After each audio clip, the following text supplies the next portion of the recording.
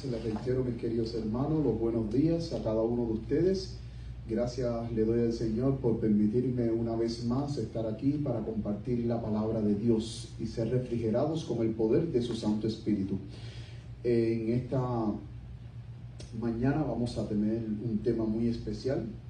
Hoy vamos a tener la segunda parte del tema que predicamos el sábado pasado, Fuego Extraño. Es una serie que estamos teniendo acerca de la experiencia de Nadab y Abiú. Quiero también de una manera muy especial saludar a los hermanos que a través de las redes sociales siempre nos están siguiendo y están atentos a la palabra de Jehová y que se unen con nosotros en adoración para escuchar la palabra del Señor. Antes de abrir la palabra de Dios y exponerla para ver el mensaje de esta mañana, quisiera pedirles a todos aquellos hermanos que por favor, que vamos a arrodillarnos para tener unas palabras de oración. Oremos. Bendito Padre que estás en los cielos, en estos momentos me pongo en tus manos para que no sea yo, sino sea tu Espíritu Santo el que hable a través de mí, Señor. Que no sea mi palabra, sea la tuya. Por eso te imploro que tú envíes tu ángel con un carbón encendido del altar y toque mis labios para que quite mi culpa y yo pueda quedar limpio de todo pecado y así pueda quedar bajo la dirección del Espíritu Santo. Que el Espíritu Santo tome el control de mi mente, tome el control de mi corazón y que cada palabra que yo diga no sea mía, sino sea tuya, Señor. Que aunque la palabra sea dura, que esa palabra pueda tocar nuestros corazones y aún así pueda traer sanidad para nuestras vidas. Porque tú nos amas tanto, Señor, que tú no quieres que ninguno de nosotros perezca, sino que todos procedamos al arrepentimiento. Y a pesar de que estamos viviendo en tiempos decisivos, en tiempos solemnes, en tiempos donde vemos que las profecías cada día se van cumpliendo más, hoy más que nunca tú quieres ver a ese pueblo listo en todos los aspectos para que así podamos estar en pie en el día malo y así podamos subsistir en el gran día final y ver a Cristo Jesús venir en las nubes de los cielos. Quédate con nosotros y bendice a cada uno de los hermanos que en esta mañana están aquí, que nos honran con su presencia y que han venido a escuchar tu palabra. Pero también bendice a los hermanos que a través de las redes sociales están con nosotros conectados, Señor. Gracias, Señor, en el nombre de Jesús. Amén. Mis queridos hermanos, el tema mío en esta mañana, que hoy vamos a hablar, se llama Fuego Extraño, segunda parte. Y la segunda parte lleva por título Alianzas Abominables. Alianzas abominables. Ahora, yo quiero hacerle una pregunta a ustedes antes de comenzar. ¿Qué ustedes entienden por alianzas? ¿Qué es una alianza? Es una unión, es un convenio que hay por ambas partes, donde en ese convenio existen reglas para que ese convenio pueda funcionar bien. No puede existir convenio sin reglas. Por ejemplo, cuando un país comercia con otro país, existen leyes de comercio, existen leyes por ambas partes para que esa alianza, para que ese comercio pueda, ¿qué cosa? Fluir de una manera a lo acordado, de una manera a las reglas establecidas. Alianzas son uniones. Ahora, mi pregunta es, ¿toda alianza es buena? ¿Qué ustedes creen? Para mí, yo entiendo que no toda alianza es buena, mis queridos hermanos. El versículo de memoria que aquí hemos mostrado, Oseas 4:6, miren lo que dice el versículo de memoria, aquí lo pueden ver en pantalla, Oseas 4:6. Esta es la versión, la Biblia de las Américas. Dice: mi pueblo es destruido por falta de conocimiento. Por cuanto tú has rechazado el conocimiento, yo también te rechazaré para que no seas mi sacerdote. Como has olvidado la ley de tu Dios, yo también me olvidaré de tus hijos. El pueblo de Israel hubo un momento, como bien dice ahí, que fue destruido. ¿Pero por qué fue destruido? Porque dice que le faltó conocimiento. Y más que le faltó conocimiento, a ellos en sí no les faltó el conocimiento. Ellos tenían el conocimiento de Dios. Pero ¿cuál fue el problema? Rechazaron el conocimiento de Dios. Y muchas veces nosotros como seres humanos tenemos la tentativa de rechazar el conocimiento de Dios y poner en lugar el conocimiento de los hombres. El pueblo de Israel fue un pueblo completamente bendecido por Dios, y eso lo podemos buscar en Romanos capítulo 9. Aquellos que hayan traído sus Biblias, hoy vamos a utilizar bastante la palabra de Dios. Romanos capítulo 9, versículo 4. Miren lo que dice ahí el apóstol Pablo en Romanos capítulo 9, versículo 4.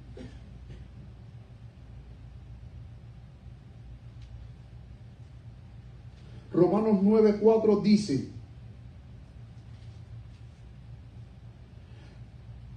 que son israelitas, de los cuales es la adopción. Aquí está hablando el apóstol Pablo del privilegio, los privilegios que gozó el pueblo de Israel.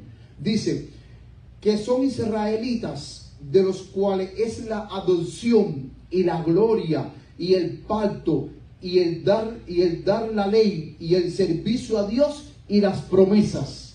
Eso dice mi versión. Ahora, ¿qué otra versión ustedes tienen que rinda diferente a esta? Porque hay otras versiones que está diferente. La Biblia está igual. Que son israelitas, de los cuales son la adopción, la gloria, el pacto, la promulgación de la ley, el culto y las promesas.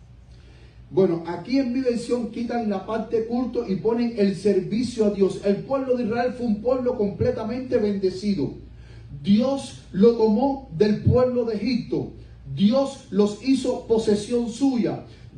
Dios les dio la ley a ellos, que la promulgó en el monte de Sinaí.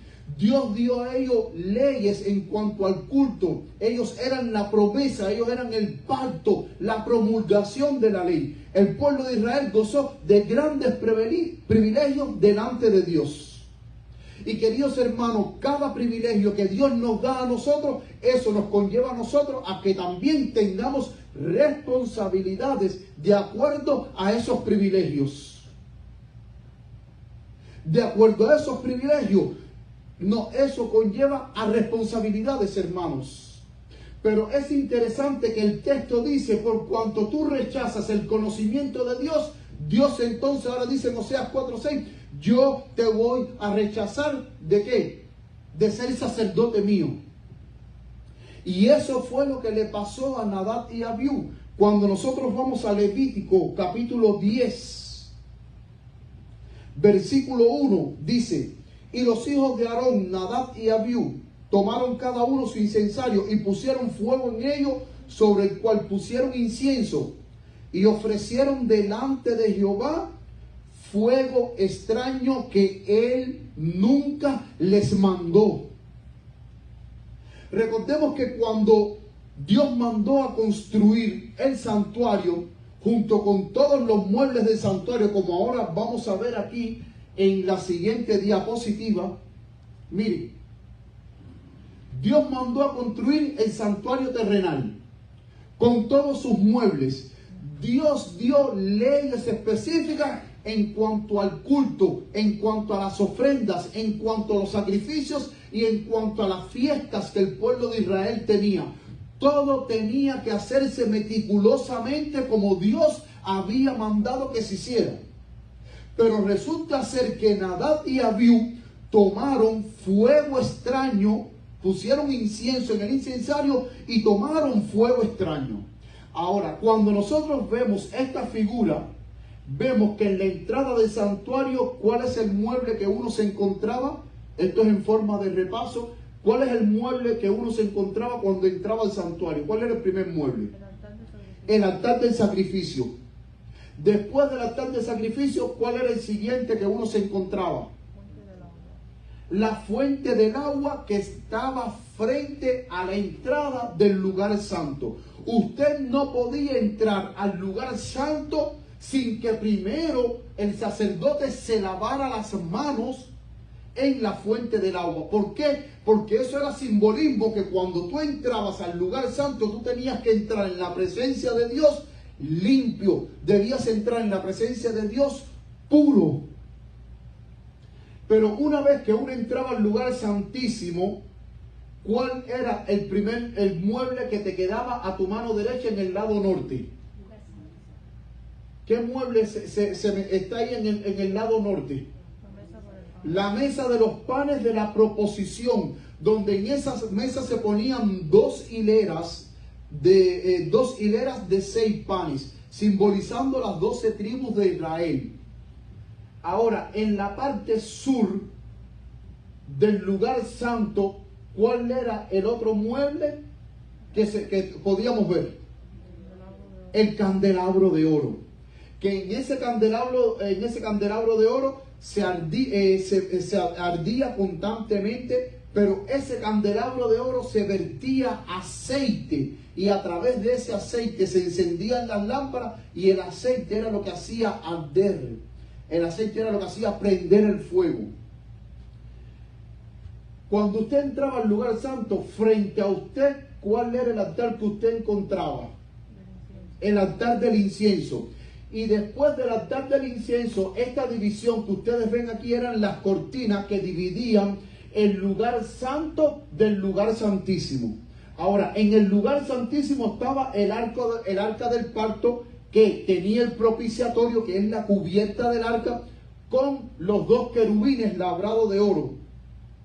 Y dentro del arca estaban los 10 mandamientos, estaba el maná que habían recogido y habían puesto dentro del arca, pero en el lugar santísimo también estaba la vara de Aarón que había florecido. Ahora, entre estos 2 ángeles labrados en oro, ahí, ¿qué era lo que se manifestaba? La Shekinah, la santa presencia de Dios. Diariamente el sacerdote tenía que entrar al lugar santo, pero una sola vez al año el sacerdote entraba al lugar santísimo. ¿Alguien se acuerda en qué fiesta el sacerdote entraba al lugar santísimo? ¿Cómo? El Yom Kippur, el día de la expiación. Una vez al año el sacerdote entraba aquí. Pero diariamente el sacerdote tenía que entrar para encender el candelabro por la mañana. Eso lo dice el libro de Éxodo. Y por la tarde el candelabro tenía que arder constantemente, al igual que el altar del incienso. El altar del incienso tenía que arder por la mañana y también por la tarde. Era algo continuo. Ahora, cuando el sacerdote entraba, en la siguiente figura, vamos a ver que cuando el sacerdote entraba, miren, eso que tiene el sacerdote es el incensario. Entonces ahí se le ponía el incienso. Entonces el sacerdote tenía que tomar del altar del incienso la brasa o el carbón, como decimos nosotros, y ponerlo en el incensario para que así el incienso, al quemarse, ese olor fragante ascendiera y llenara todo el lugar santo. Pero de donde debía de tomarse el fuego era de aquí, hermanos. Sin embargo, Nadab y Abiú tomaron fuego extraño. Significa que el fuego que ellos introdujeron en el lugar santo no era el fuego que Dios le había mandado, que era aquí. No, ellos tomaron fuego común y lo pusieron en el incensario. O sea, ellos violaron una ley específica que Dios les había dado. Y ellos creían que por la violación de esa ley no iba a haber consecuencias, pero dice la palabra de Dios que en el versículo 1, la última parte, dice: ofrecieron delante de Jehová fuego extraño que él nunca les mandó. Y dice el versículo 2: y salió fuego de delante de Jehová que los quemó y murieron delante de Jehová. ¿De dónde salió el fuego que los quemó a ellos? Delante de la presencia de Jehová. Algunos comentadores creen que ellos, al tomar el incensario y ponerle incienso y ponerle fuego extraño, algunos comentadores creen que el fuego salió de aquí mismo y los consumió, y otros creen que ellos entraron al lugar santísimo con ese incensario que no debían de haber entrado excepto una vez al año en la fiesta de Yom Kippur, y que de la presencia de Dios, de donde se manifestaba la Santa Shekinah, y vamos a ver el anterior donde está el santuario, por favor. Aquí ellos creen que al entrar al lugar santísimo, entre estos dos ángeles, que se manifestaba la Santa Shekinah, la gloria de Dios, que de ahí salió fuego y los quemó. O sea, hay esa división de opiniones. Pero lo más importante del texto, que dice que delante de Jehová salió fuego y los consumió ahí. Porque el quebrantamiento de la ley de Dios, ¿qué conlleva? La paga del pecado, ¿qué es? Es la muerte. Pero es interesante que ellos entraron al santuario de una manera inapropiada. Y eso lo leemos en el versículo 8 del mismo capítulo 10 de Levítico, cuando dice: y Jehová habló a Aarón diciendo: tú y tus hijos contigo no beberán vino ni sidra cuando hubieren de entrar en el tabernáculo de la congregación, para que no mueran. Estatuto perpetuo será por sus generaciones. ¿Cómo había entrado Nadab y Abiú al santuario? ¿Borrachos? Por eso es que Dios le dice: cuando ustedes vayan a ministrar en las cosas sagradas de Jehová, por favor, no beban vino. ¿Y por qué? Porque Él da la razón, dice, versículo 10, para poder discernir entre lo santo y lo profano, y entre lo inmundo y lo limpio, y para enseñar a los hijos de Israel todos los estatutos que Jehová les había dicho por medio de Moisés. O sea que yo, para poder discernir entre lo santo y lo profano, yo no puedo estar ebrio de vino. Porque una persona borracha está fuera de sus cabales. Una persona borracha apenas no sabe ni lo que está hablando, está fuera de su juicio. Y por eso es que Dios dice: de esa manera, al ustedes no tomar vino, van a poder discernir entre lo santo y lo profano, entre lo limpio y lo inmundo. Y para que también puedan, porque una persona ebria de vino difícilmente puede enseñar la palabra de Dios. Ese fue el estatuto que Dios le puso a los hijos de Israel. Y noten que lo que Nadab y Abiú hicieron no es nada más que un atentado al evangelio de Cristo. Recordemos que el santuario, todo lo que había en el santuario celestial, todos los muebles, ¿a quién simbolizaban? A Cristo Jesús. Los rituales, todo lo que se hacía en el santuario no era más que el evangelio, las buenas nuevas de salvación, pero ¿cómo? En símbolos, en figuras.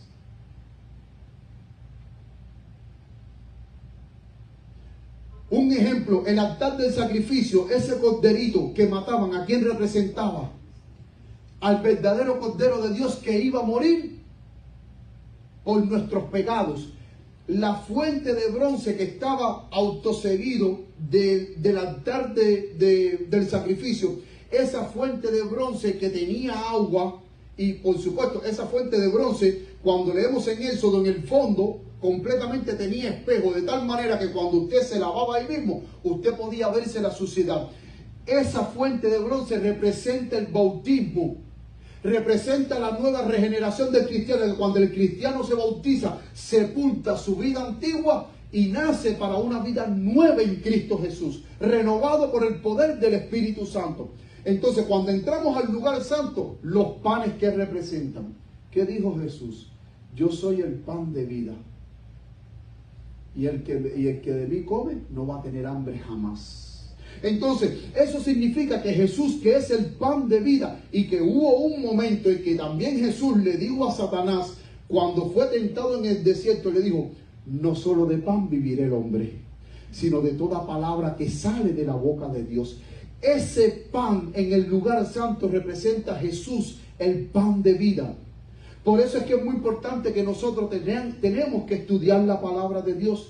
El santuario completo era el evangelio pero en figuras, que representaba el ministerio de Cristo Jesús aquí en la tierra, pero también representaba un ministerio mucho mayor, como lo menciona Hebreos capítulo 8 y el capítulo 9, el ministerio de Cristo Jesús en el santuario celestial. Entonces, el sacerdote era un símbolo de Cristo que separaba entre Dios y el pueblo para interceder por el pueblo. De esa misma manera, Cristo Jesús está en el reino de los cielos, parado entre el Padre y nosotros, intercediendo por nosotros. Pero ¿qué hicieron Nadab y Abiú? Atentaron contra el evangelio de Dios. Quisieron introducir innovaciones. Querido, y la palabra de Dios no lleva innovación. Lo que Dios dice, dicho está. Ahora, ¿qué representa el incienso?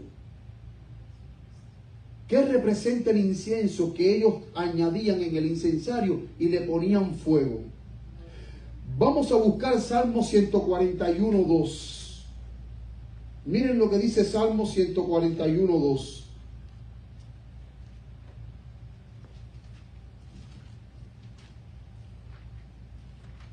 Salmo 141:2. Miren lo que dice la palabra de Dios.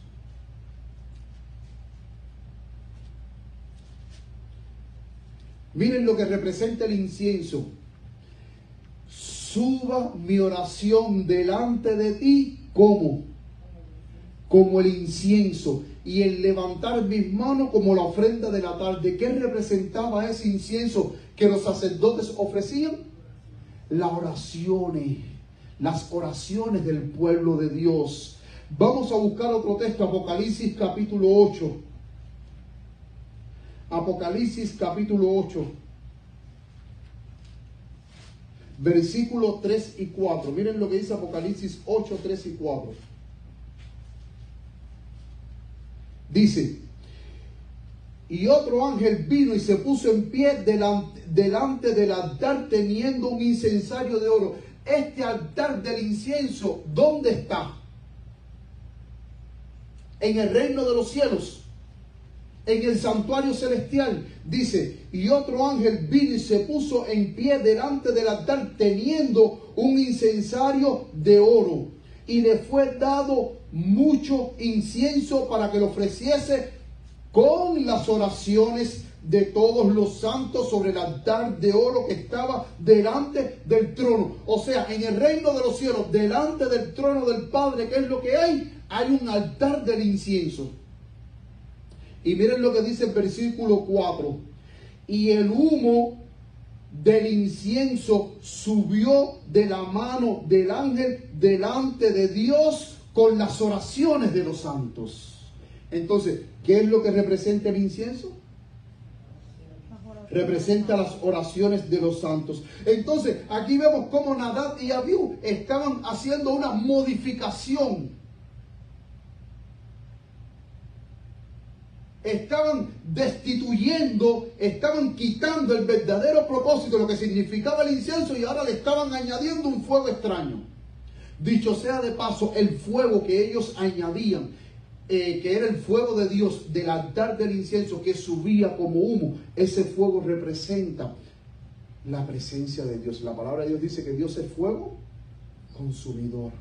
Y ese fuego que añadían a las oraciones de los santos representa la perfecta justicia de Cristo Jesús, que nos cubre para que nuestra oración ascienda al cielo como olor fragante. Pero ellos habían pervertido el verdadero propósito, cosa lo cual Dios nunca les ordenó. Dice la sierva de Dios en Review and Herald, página 25 de marzo de 1875, comentando en cuanto a Nadab y Abiú. Algunos pueden preguntarse, ¿cómo podrían haber sido responsables los hijos de Aarón cuando sus intelectos estaban tan paralizados por la intoxicación que no podían discernir entre el fuego sagrado y el común? Noten qué ebriedad tenían ellos, que no sabían discernir entre el fuego común y el fuego sagrado de Dios. Sigue diciendo, fue cuando pusieron la copa en sus labios que se hicieron responsables de todos sus actos cometidos bajo la influencia del vino. Pero también nosotros habíamos hablado que en Apocalipsis también se habla de un vino.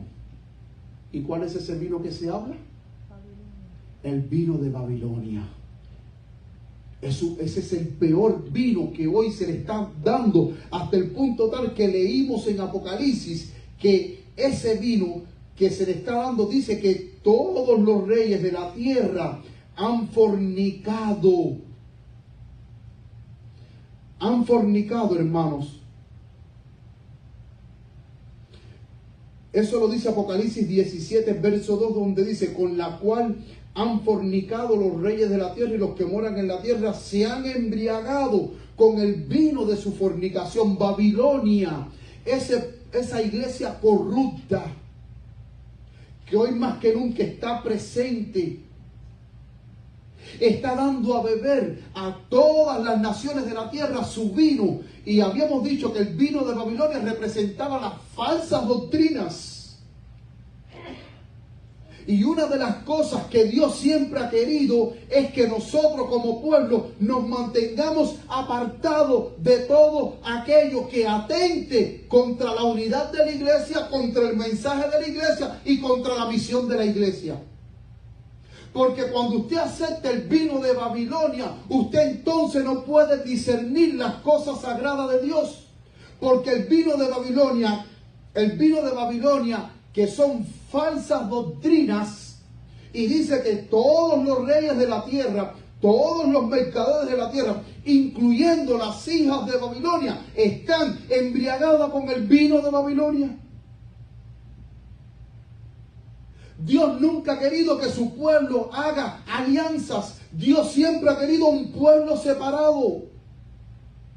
Porque al final, cuando usted hace alianzas con personas que no son de su fe o con personas que no representan la fe que usted profesa, al final esas alianzas van a terminar absorbiéndolo a usted.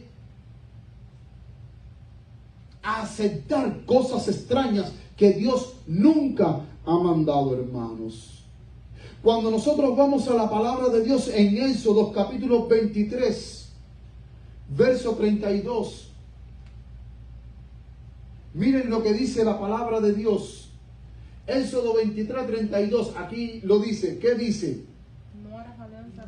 No harás alianza con ellos ni con sus dioses. Cuando Dios sacó al pueblo de Israel de Egipto, lo primero que Dios le dijo, a la tierra donde yo te voy a llevar, ahí hay diferentes naciones. Está el Ebeo, el Jerjeseo, el Amorreo. Ahí hay diferentes naciones que son distintas a ti. Pero el mismo Dios dijo, cuando yo te introduzca a esa tierra, como eran naciones que no temían a Dios y no representaban la fe, no practicaban la verdadera fe pura, Dios les dijo al pueblo, no hagas alianza con ellos. De ningún tipo, ni comercial, ni educacional, no hagas alianza de ningún tipo. Dice, ni con sus dioses. ¿Y por qué no se podía hacer alianza? Vamos a ver el próximo versículo, la próxima diapositiva, que es ahora el versículo 34. Éxodo 34, 12 dice, Dios le vuelve a repetir al pueblo, ten mucho cuidado de no hacer ningún pacto. En mi Biblia dice alianza. Ten mucho cuidado de no hacer ninguna alianza con los habitantes de la tierra que vas a ocupar, pues de lo contrario serán para ti una trampa. O sea, el que nosotros hagamos alianzas con personas que no son de nuestra fe, ¿qué va a ser para nosotros? Una trampa. Porque van a tratar de confundirte. Porque la misión del diablo es destruir al remanente de Dios. Y eso lo dice Apocalipsis 12, 17, donde dice, y el dragón se llenó de ira contra la mujer y se fue a hacer guerra contra el resto de la descendencia, contra los que guardan los mandamientos de Dios y tienen la fe de Jesús. Satanás tiene un odio acérrimo contra el pueblo que guarda los mandamientos de Dios y tienen la fe de Jesús. Estamos en una guerra y en medio de esta guerra Él está buscando la manera de hacer caer al pueblo de Dios. Y hoy, como hijos de Dios, necesitamos más que nunca estar alerta, hermanos. Hay una cita de la sierva de Dios que no traje conmigo, que no la puse aquí en mi presentación, pero es una cita donde ella dice que el poder de Satanás para engañar hoy en día es 10 veces mayor que cuando el tiempo de los apóstoles. Y si mal no recuerdo, y discúlpenme quizás si me equivoco, esa cita está en Hechos de los Apóstoles. Creo que está en Hechos de los Apóstoles.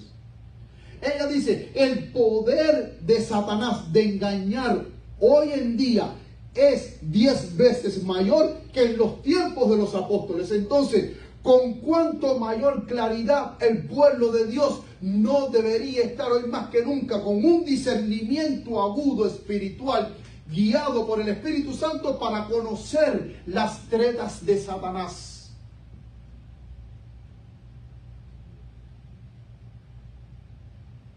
Porque estamos, mis queridos hermanos, a un paso de la eternidad. Pero en este paso que estamos para cruzar a la eternidad, en ese paso que nos falta por cruzar para la eternidad, nos podemos caer y nos podemos perder a un paso de la eternidad.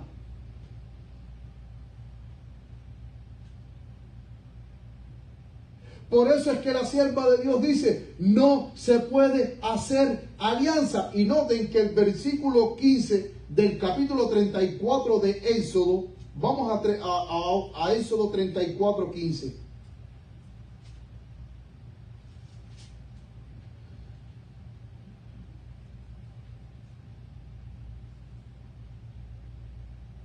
Dice, 34:15 dice, por tanto, no, ahora le vuelvo a repetir por tercera vez, por tanto no harás alianza con los moradores de aquella tierra, porque fornicarán en pos de sus dioses. Fíjense que Dios está diciendo, si tú haces alianza con ellos, al final tú vas a terminar adorando sus dioses. Y sacrificarán a sus dioses, y te llamarán y comerás de sus sacrificios.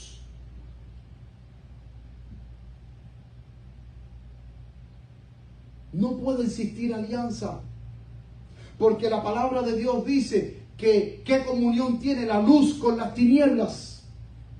¿Qué comunión tiene Cristo con Belial? Eso lo dice el apóstol Pablo.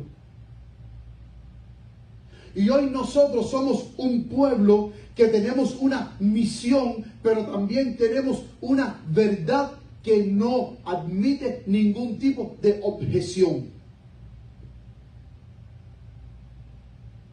Miren lo que dice la sierva de Dios en esta otra diapositiva.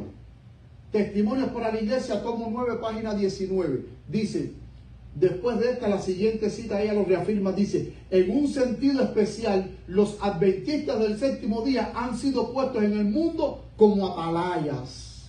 ¿Qué significa ser un atalaya? ¿Se acuerdan que los atalayas en los tiempos antiguos, cuando las ciudades estaban amuralladas, los atalayas eran los que se mantenían vigilando día, tarde y noche por si el enemigo se acercaba? Ellos vigilaban del muro hacia afuera, pero también vigilaban del muro hacia adentro. No vaya a ser que si algún enemigo se infiltraba y eso de noche, quisieran hacer alguna incursión y hacer caer en la ciudad. El atalaya es el que está vigilando día, tarde y noche.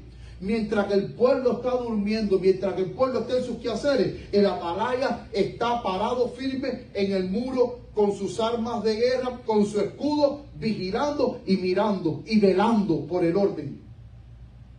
Entonces ella dice, en el mundo como atalayas y portadores de luz. Dice, a ellos les ha sido confiado, y hermanos, yo lo señalé en amarillito, dice, el último aviso. ¿Qué es lo que Dios nos ha confiado a nosotros? el último aviso, el último llamado que nosotros le vamos a dar al mundo bajo el poder de ese cuarto ángel de Apocalipsis 18 que desciende a la tierra y que alumbra la tierra con su gloria para impulsar el mensaje del tercer ángel.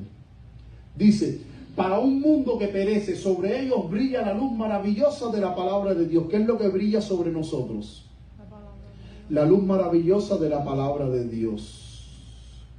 Se les ha encomendado una obra de la más solemne importancia, la proclamación de los mensajes del primero, segundo y tercer ángeles. Ninguna otra obra puede ser comparada con esta y nada debe de desviar nuestra atención de ella. Nada, mis queridos hermanos, nos debe de desviar la atención. Miren lo que dice esta otra diapositiva.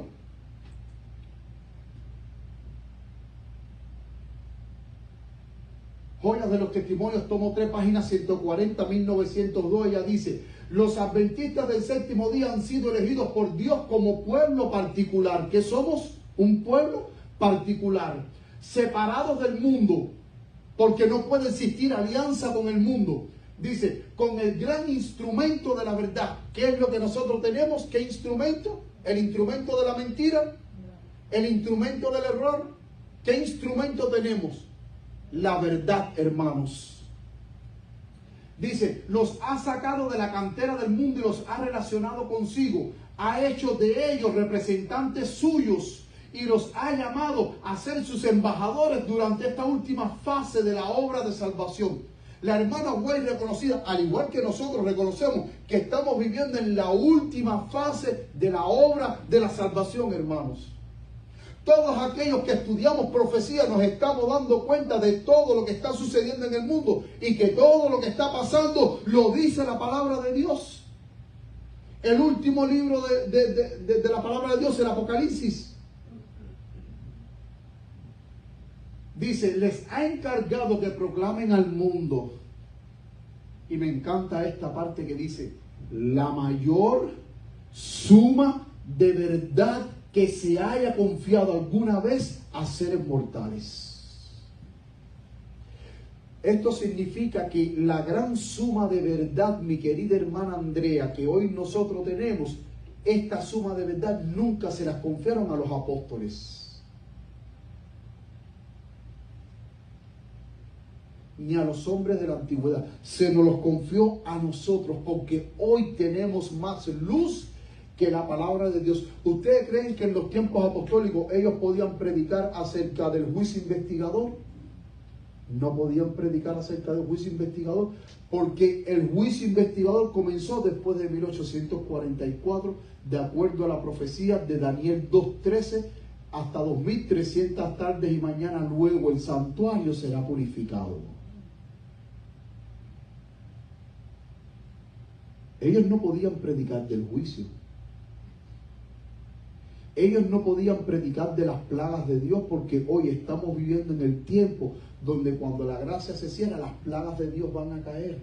Entonces, a nosotros se nos ha encomendado, como dice aquí, la mayor suma de verdad que se haya confiado alguna vez a seres mortales. Y termina diciendo, las advertencias, hermano, esto no es juego, dice, las advertencias más solemnes y terribles que Dios haya enviado alguna vez a los hombres.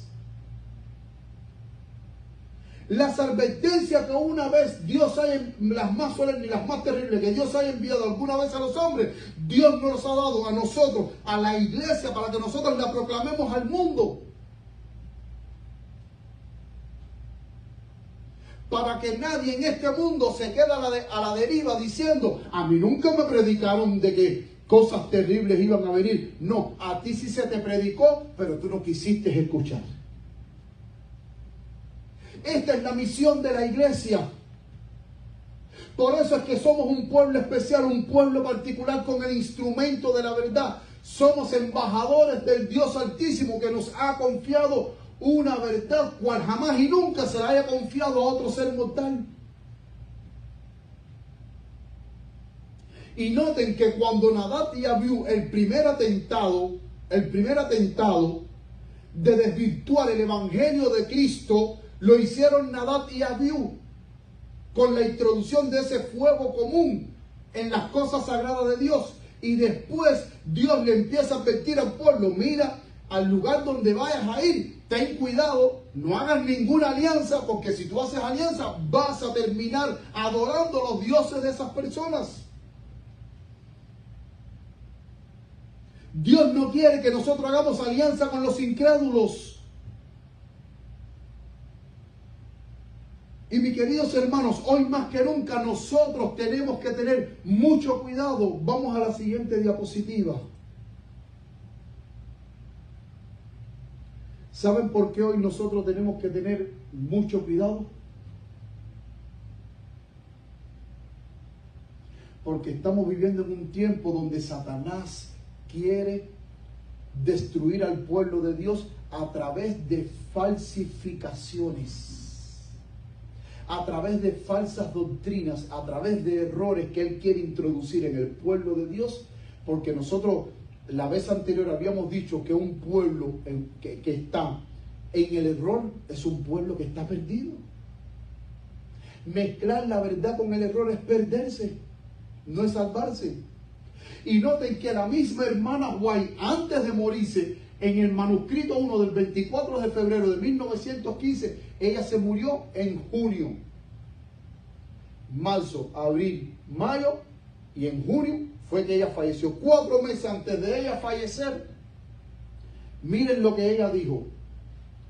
Cuando se despertó, llamó a la enfermera a su lado y le dijo: quiero decírtelo. A la enfermera le dijo: quiero decírtelo, odio el pecado. Eso lo repitió 3 veces, por eso es que está entre paréntesis, dice repetido 3 veces: odio el pecado, odio el pecado, odio el pecado. Y siguió diciendo: estoy encargado de decirle a nuestra gente que algunos no se dan cuenta que el diablo tiene dispositivo tras dispositivo y los lleva a cabo de maneras que no esperan.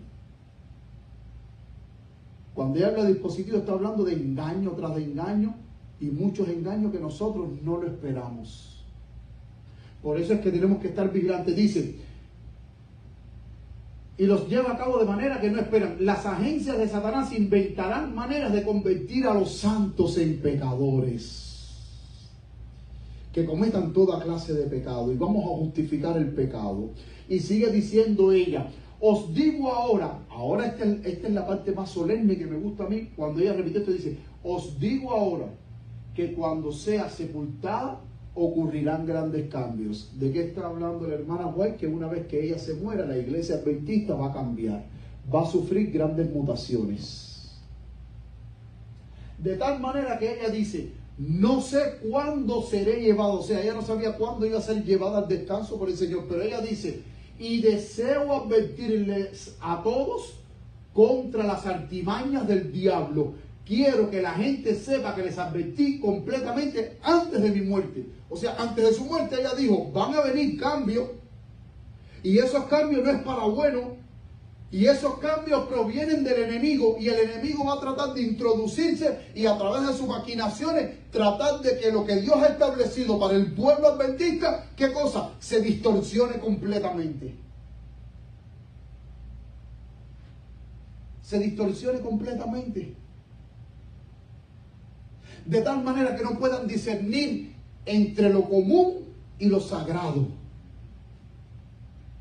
Y mis queridos hermanos, y hoy en día está pasando, y como iglesia adventista del séptimo día libre, y ahora vamos a ver la siguiente diapositiva, tenemos que estar alertas. ¿Saben por qué? Satanás odia todo aquello que son verdaderos cristianos, y de alguna manera él trata de ingeniárselas. Trata de ingeniárselas para apartarlos de la verdad. Trata de ingeniárselas. Por eso es que Dios, el principio que Dios le dio al pueblo de Israel: no hagas alianzas, porque ya de antemano Dios le está diciendo al pueblo de Israel: si tú haces alianza con ellos, al final tú vas a terminar adorando a los dioses de ellos. De antemano Dios se lo estaba diciendo. Y hoy, como nosotros, como iglesia adventista del séptimo día libre, tenemos que estar bien alerta, mis queridos hermanos, porque hay hermanos que salen de la otra conferencia y dicen, bueno, vamos para la iglesia adventista libre, que es una iglesia más fiel, más conservadora, pero vienen arrastrando de allá hacia acá ciertas creencias extrañas, ajenas a la fe adventista.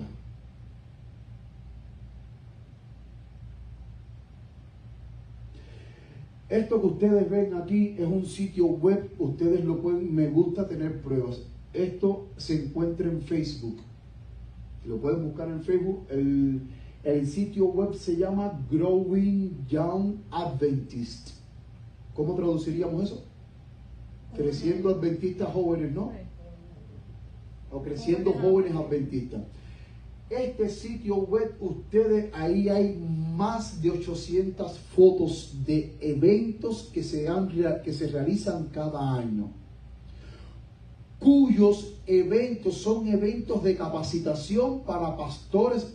Esto no sucede en la iglesia adventista libre, esto sucede en la otra iglesia, la conferencia general, no en nosotros. Nosotros no permitimos que personas que no representen nuestra fe vengan a la iglesia adventista libre a querer capacitarnos, porque eso es traer confusión. Cuando ustedes van a este sitio web, ustedes van a encontrar, sigue pasando porque ahora vamos a ir pasando más seguido, miren, van a encontrar, en ese sitio web de ahí, de las capacitaciones de los pastores, todas esas capacitaciones de pastores adventistas, laicos, ancianos, en la iglesia adventista a nivel mundial, salen de este seminario. Fuller Theological Seminary. Ustedes pueden ir a Google y ustedes pueden poner este nombre, y este nombre lo que les va a salir es que este seminario es un seminario interdenominacional evangélico, donde alberga 4,000 estudiantes de más de 100 denominaciones. De más de 100 denominaciones. Ustedes lo pueden poner en Google y ahí les va a salir la información. Entonces, este instituto que por cierto está en California, está en Pasadena, creo, en Pasadena, en California. De aquí, miren aquí la foto principal de frente, Fuller Theological Seminary. Aquí van los pastores adventistas a tomar sus maestrías, a tomar sus doctorados en ministerio, y entonces vienen a la iglesia adventista a traer toda esta confusión babilónica.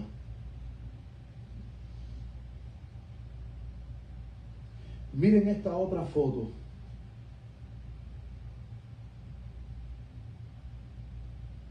Aquí tenemos a Cara Powell. Y del otro lado tenemos a Jake Mulder. Ellos son los dos profesores principales del Fuller Seminary que están capacitando a todos los pastores de toda la división norteamericana y fuera de la división norteamericana, porque cuando entré al sitio web, ahí sale claro que dice adventistas a nivel mundial están yendo a esos seminarios a ser capacitados, a buscar sus certificados. Cara Powell y Jake Mulder. Estos dos profesores, de hecho, algo muy interesante. Esta foto yo la saqué del website adventista Growing Young Adventist. La saqué de ahí, y abajo, lo que pasa es que está muy chiquito, dice Fuller Youth Institute, Instituto de Juvenil Fuller. Pero esta foto fue sacada del sitio web adventista. Entonces ellos dos escribieron un libro que se llama Growing Young, cuyo libro también está en español y cuyo libro se está repartiendo a través de todas las divisiones de la iglesia a nivel mundial, porque este es el libro que las iglesias y los pastores tienen que leerlo para que las iglesias tengan una gran explosión misionera y así podamos llenar la iglesia y que la iglesia sea un lugar maravilloso, hermanos. Pero lo más interesante de esto, que ninguno de ellos dos representan nuestra fe. Lo más interesante de todo esto, que según lo que yo he podido leer de ellos y lo que ellos han predicado, porque hay disertaciones de ellos que las pueden encontrar en YouTube y todo eso, lo que ellos han disertado, primeramente, para hacer la iglesia más relevante hay que cambiar la adoración. Hay que poner una música más contemporánea. Hay que dejar ciertos patrones, hermana Andrea, conservadores, y hay que insertar patrones más liberales, porque no se puede ser tan estricto, hermanos. Entonces, no solamente dejar a un lado la adoración tradicional, sino también hay que modificar un poco el mensaje, ese mensaje que ustedes dan de doctrina. No. A las personas no les interesa eso, a las personas lo que les interesa es motivación. Y por eso es que hoy tenemos predicadores motivacionales y predicadores sentimentalistas. Con mensajes maravillosos, con mensajes suaves, con mensajes que Cristo es amor, Cristo es todo amor, acepta a Jesucristo, todo te va a ir bien y tranquilo. Entonces, al la iglesia adventista aceptar todo esto, entonces se compromete la misión. Se compromete el mensaje y se comprometen las verdades sagradas que Dios nos ha dado. Cara Powell, de hecho, cuando yo busqué la biografía de Cara Powell, Ruth está considerada por Christianity Today, una revista cristiana importante evangélica de los Estados Unidos. La consideran, dice que está entre las 50 mujeres en las cuales tú no puedes dejar de conocer. O sea, en el mundo cristiano, poniendo a todas las denominaciones, ella está entre las 50 mujeres más influyentes, si lo dice Christianity Today, en las cuales tú no puedes dejar de conocer. O sea, en pocas palabras, Cara Powell es la salvadora que viene a salvar a la iglesia que está muriendo para que la iglesia resurja a una iglesia gloriosa. Siguiente.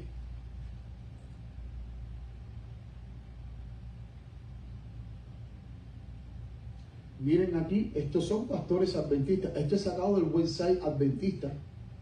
¿Y qué dice atrás? Fuller Youth Institute. El Instituto Juvenil de Fuller, porque en Fuller Theological Seminary hay una parte que se llama Fuller Youth Institute, donde se especializa en los jóvenes, liderar a los jóvenes. Todos estos son pastores adventistas. Ahí ustedes van a ver más de 800 fotos. Sigue pasando, por favor. Miren aquí a Cara Powell. ¿Qué dice aquí atrás? NAT ministerial. ¿Qué significa NAT? Mírenlo ahí. División Norteamericana de los Adventistas del Séptimo Día. ¿Y dónde está sentada Cara Powell? En el salón de la División Norteamericana de los Adventistas del Séptimo Día, donde ella es la responsable de capacitar a todo el liderazgo. Todo el liderazgo tiene que pasar por ella. Esto fue sacado del website. Dice aquí, Join Us for 2019. Ayúdenme con el inglés, que yo soy malo. Tania, tradúceme esto. Join Us, como que únete para una... Únanse con nosotros en la sesión número 3 en el 2019. Haga sus preguntas y comentarios abajo. Miren aquí Cara Powell sentada en la NAT ministerial. Hermano, estas alianzas, como bien había dicho al principio, son alianzas abominables. ¿Cómo tú vas a comprometer en la verdad que Dios te ha dado, que es una verdad preciosa, para abrazar vino babilónico?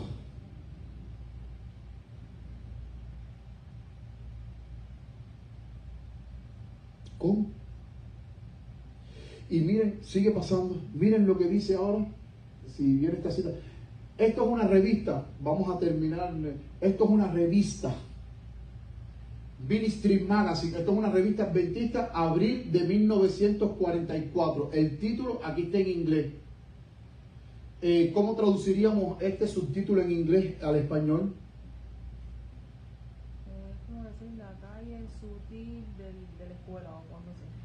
la calle sutil del escolasticismo, ¿no? Más o menos así.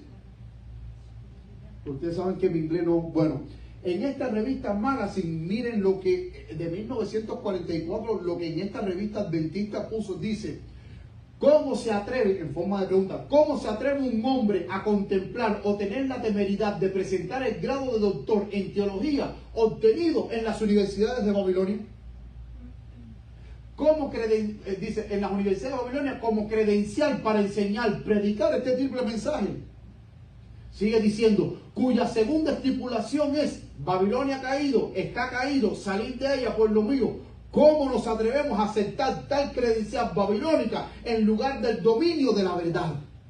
Sigue diciendo, ¿irá un hombre a Babilonia para ganar fuerza y sabiduría para llamar a los hombres fuera de Babilonia? O sea, si tú estudiaste en la Universidad de Babilonia y vienes aquí ahora a enseñar, ¿tú crees que entonces tú estás capacitado para enseñar la verdad y decir, salgan de Babilonia? Si tú estabas en Babilonia.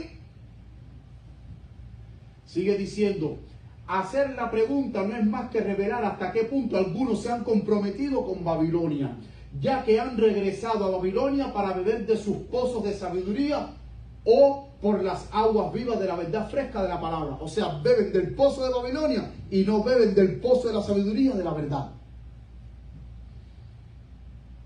Sigue diciendo la revista Ministry Magazine, sigue diciendo, dime por favor. Y entonces todo esto que señalé en amarillo, porque para mí fue interesantísimo. Dice, ¿cómo podemos esperar obtener luz real sobre el mensaje divino de Dios para hoy de parte de hombres inmersos en el concepto del domingo sábado?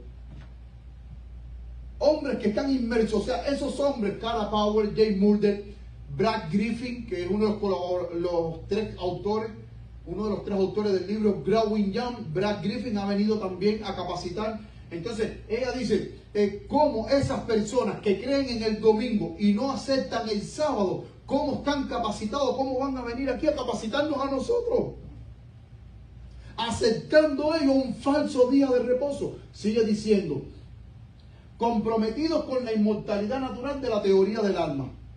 Pregunto, ¿los evangélicos están comprometidos con la teoría de la inmortalidad del alma? Claro que sí.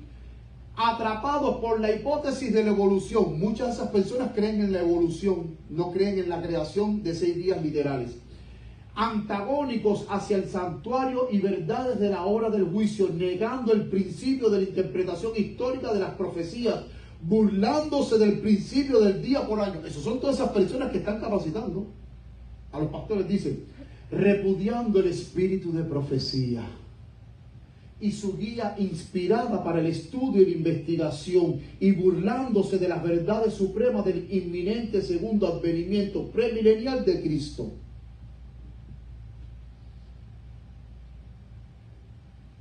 Mis queridos hermanos, como iglesia adventista del séptimo día iglesia adventista del séptimo día libre, tenemos que tener cuidado.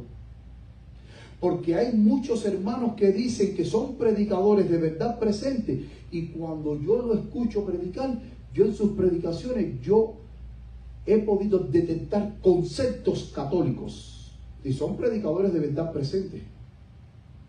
Por eso hoy más que nunca Dios nos ha mandado a tener un firme fundamento arraigado en su palabra y en el mensaje adventista.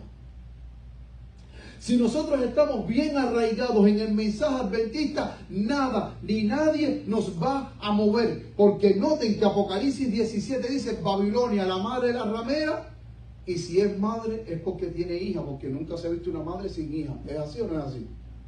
¿Y quiénes son todas esas hijas? Todas las iglesias protestantes apóstatas que han caído. ¿Y saben cuál es el fin de todas esas iglesias protestantes caídas que están capacitando a la otra conferencia y a sus pastores y todo eso? Recordemos que nosotros estamos en el nuevo orden mundial. Una sola religión, una sola economía, todo a través del ecumenismo. El Papa está reuniendo todas las religiones, para que ya entre todas las religiones no haya más esa división de mensajes, sino que todos prediquemos un solo mensaje. para que todos prediquemos un solo mensaje. Noten que una de las premisas que el Papa Francisco ha dicho es que las doctrinas dividen. Y para podernos unir, ¿qué es lo que hace falta? Dejar de predicar doctrina. Vamos a predicar algo en lo que tú y yo estemos en el mismo terreno. ¿Y qué es en lo que tú y yo estamos de acuerdo? Que eso es innegable.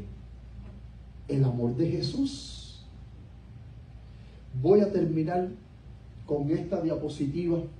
Miren, esto es un libro que yo les recomiendo a todo el mundo que lo lean y terminamos aquí. Malaquías Martín. Me parece que fue amigo de Ruth. Las llaves de esta sangre. O sea, el libro en inglés lo pueden buscar en internet. Está disponible en inglés y en español.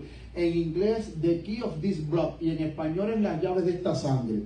Malaquías Martín. Miren, aquí está la presentación del libro. Ahí arriba Malaquías Martín. Aquí está la foto. Y esa es la presentación del libro. Miren, Malaquías Martín fue un jesuita que él se separó de la compañía de Jesús. Él se separó. Vino para acá, para los Estados Unidos, porque él trabajaba directamente con el Papa. Él era un alto dirigente jesuita, pero él se separó y empezó a exponer en sus libros todo el plan macabro que los jesuitas están haciendo. Al final lo pagó con la muerte porque lo envenenaron. Pero si usted va a internet, él tiene varios libros. Él tiene un libro que se llama Los Jesuitas. Tiene otro libro que se llama La casa barrida por el viento, que cuando lo tradujeron al español le pusieron el título El último papa. Tiene otro libro que se llama Las llaves de esta sangre, que está disponible en español. Miren lo que Malaquías Martín nunca fue adventista, pero noten el plan que tenían los jesuitas para con la iglesia adventista. Y él lo dice ahí en ese libro. Dice, los adventistas se formaron según él, o sea, hablando del papa, en un contexto de rebelión contra la autoridad y el privilegiado poder de enseñanza de la iglesia romana. Habiendo subido a gatas en el avance de la caravana georreligiosa de la iglesia papal, el adventismo ha permanecido donde desembarcó, reteniendo sus profundas objeciones a la autoridad y a la persona de Juan Pablo, porque en aquellos tiempos Juan Pablo estaba vivo. Al echar una mirada a esta rebeldía, él toma la posición de que el adventismo contiene algo, fíjense lo que dijo el Papa, el adventismo contiene algo de toda la revelación de Dios para su iglesia, la cual puso bajo el cuidado de Pedro. ¿Qué está queriendo decir? Tenemos cositas en común que tenemos que trabajar en esas cositas para unirnos un poco más. En el día de recompensa y castigo que todos estos grupos esperan, incluyendo los adventistas, cualquiera sea el elemento de la verdadera religión que cada uno sostiene, sin duda, serán integrados en una profesión de completa fe en Cristo. ¿Qué está queriendo decir eso? Que al final todas las religiones van a estar en una sola, pero bajo el cuidado del sustituto de Pedro, el Papa. Miren lo que dice la última diapositiva. Dice, están destinados, ahora miren lo que él está diciendo, Malaquías Martín, ¿a qué está destinado los adventistas? Dice, están destinados a sufrir una serie de impactos y mutaciones al adaptarse de grado o por la fuerza al nuevo globalismo que emana de otros grupos más poderosos. O te adaptas o te hago desaparecer. Es imposible que cualquiera de ellos, o sea, hablando de los adventistas, y entre paréntesis dice, los grupos que difieren con Roma puedan mantenerse con fuerza vibrante y progresiva, a menos que permitan que sus principios se amplíen más allá de los confines tradicionalmente observados. O sea, para tú poderte mantener en este globalismo, tú tienes que dejar a un lado esas tradiciones, esa locura de estar predicando profecía de que el Papa es la bestia, y tú tienes que predicar cosas más suaves para que te puedas integrar a este nuevo globalismo. Si no te integras a la fuerza, te vamos a hacer desaparecer. Eso es lo que está queriendo decir ahí. Y dice, los individuos entre ellos podrán por un tiempo mantenerse restringidos. Dice, pero inevitablemente como grupo. ¿Qué significa inevitablemente? Que como quiera se van a integrar. Dice, pero inevitablemente como grupo tendrán que enfrentar alternativas extremas. O se globalizan realmente y por completo y son capaces de colaborar en edificar la estructura geopolítica, o como grupo permanecen firmes reducidos en números e influencia y finalmente pierden su identidad como parte operante en el nuevo orden. Como dice un dicho, la suerte está echada. Mis queridos hermanos, Dios quiere ver un pueblo distinto donde no haya alianzas con personas que no representan nuestra fe. Recordemos que el pueblo de Israel constantemente cayó en idolatría. ¿Por qué? Porque desecharon el mandamiento de Dios, se inmiscuyeron con otros pueblos, y en el libro de los jueces, a partir del libro de los jueces, vemos todas esas alianzas que constantemente ellos caían unidos a otros pueblos que terminaban adorando sus ídolos. Y eso es lo que hoy la iglesia adventista está haciendo. Está en alianzas y al final han depuesto su glorioso mensaje para adaptarse al mensaje de Babilonia. Queridos hermanos, Dios quiere ver un pueblo hoy más que nunca firme en la verdad. ¿Saben por qué? Porque en este último llamado, cuando Dios derrame su Espíritu Santo sobre su pueblo, este pueblo va a decir, como dice Apocalipsis 18, ha caído Babilonia, salid de ella, pueblo mío. Y si nosotros vamos a dar el último llamado de decir, salid de ella, pueblo mío, nosotros primeramente tenemos que estar claros de que nosotros no tengamos vestigio de ninguna enseñanza babilónica incorporada a nuestra doctrina. Porque si no, no estaremos capacitados. Es más, los 144,000 que van a estar en pie delante del Cordero de Dios, y lo pueden leer en Apocalipsis 14, una de sus características dice que no se contaminaron con mujeres. Y no se contaminaron con mujeres no está queriendo decir de una forma literal que nunca se casaron y que todos son hombres, no. Sino que en profecía recordemos que una mujer que representa la iglesia de Cristo. Noten que siempre Cristo se refiere a su iglesia como su novia, como una mujer. Entonces, cuando dice que los 144,000 no se mezclaron con mujeres, significa que los 144,000 no se mezclaron con ninguna enseñanza extraña que no sea enseñanza adventista. Porque tenemos una verdad gloriosa. Los 144,000 no se van a mezclar con enseñanza babilónica, ni mucho menos van a hacer alianzas con las hijas de Babilonia, comprometiendo su mensaje, comprometiendo su misión y comprometiendo la verdad. Porque una vez que tú comprometes estas tres cosas, ya estás completamente descalificado. Mis queridos hermanos, que Dios te bendiga y que Dios te guarde, y que nosotros con gran celo de Dios podamos mantener firme, sin fluctuar, la profesión de nuestra fe. Firmes en Cristo, firmes en la verdad y firmes en el objetivo que tenemos de predicar las verdades gloriosas que Dios nos ha dado. Que Dios te bendiga y que Dios te guarde, mi querida iglesia. Vamos ahora, puestos de pie, a cantar el último himno para terminar. Vamos todos, aquellos que puedan, a arrodillarnos para terminar con unas palabras de oración. Amante Padre que estás en los cielos, te damos muchas gracias por habernos hablado hoy, Señor. Gracias por esta palabra que tú nos has hablado, donde reconocemos que como pueblo tuyo y más que nunca tenemos que mantenernos firmes en la verdad y no cambiar ni negociar la verdad, Señor.